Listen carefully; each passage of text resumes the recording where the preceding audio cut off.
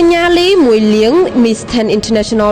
2024 ត្រៀមជើងព្រួញរកតំណែងថ្មីនៅសល់តែរយៈពេលខ្លីទៀតកញ្ញាលីមួយលៀង Miss Ten International 2024 ត្រៀមផ្ទេរមកុដមកបេក្ខភាពថ្មីជំនួសខ្លួនហើយក៏គៀកនឹងពេលវេលាថ្មីសម្រាប់ខ្លួនឯងដើម្បីរៀបជើងព្រួញទុកឈរជើងផងដែរកញ្ញាលីមួយលៀងពិតជាអាឡោះអាល័យមកុដខ្លួនខ្លាំងណាស់ខណៈក្រុងមកុដ Miss Ten International 2024 បានរយៈពេល1ឆ្នាំតែទោះជាយ៉ាងណារយៈពេល1ឆ្នាំនេះនាងទទួលបាននៅបទពិសោធន៍ជាច្រើនក្នុងជីវិតនឹងធ្វើឲ្យគេឈ្មោះខ្លួនល្បីល្បាញទាំងក្នុងនិងក្រៅប្រទេសខណៈពេលដែលត្រៀមខ្លួនផ្ទេរមកុដទៅដល់បេក្ខភាពថ្មីកញ្ញាលីមួយលៀងបានឲ្យដឹងថា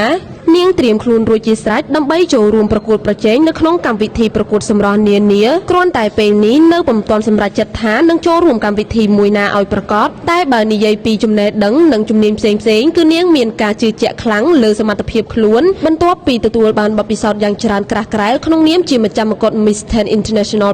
2024ដើម្បីអភិវឌ្ឍខ្លួននិងទទួលបាននៅបទពិសោធន៍ថ្មីៗឲ្យកាន់តែខ្លាំងក្លាឡើងលីមួយលៀងបានចូលរួមកម្មវិធីមើលការប្រកួតប្រជែងកម្មវិធីបបរកញ្ញាធំជាច្រើនដោយសង្ឃឹមថាថ្ងៃណាមួយខ្លួននឹងចូលរួមប្រកួតដូចជាបេក្ខភាពរៀមច្បងដែរលីមួយលៀងជាយុវតីមួយរូបដែលមានចំណេះដឹងខ្ពស់ទាំងភាសាការដើមម៉ូដនិងទេពកោសល្យខាងផ្នែកសិល្បៈអ្នកគាំទ្រជាច្រើនទាំងក្នុងនិងក្រៅប្រទេសសុទ្ធតែរងចាំការវិលត្រឡប់របស់នាងគ្រប់គ្នា